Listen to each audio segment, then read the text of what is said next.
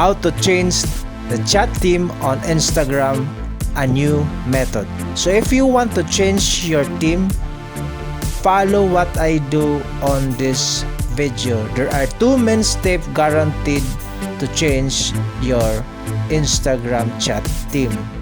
Step 1. Go to Play Store or App Store. Update your Instagram app to the latest version.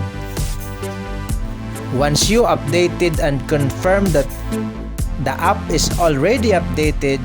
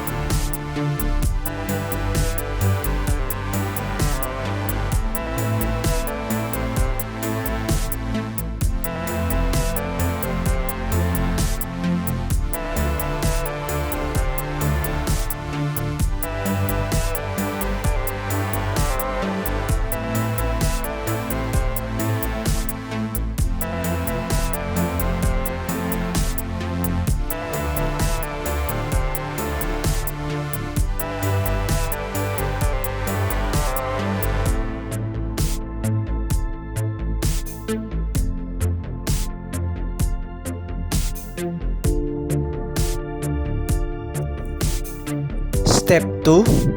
Send a report problem.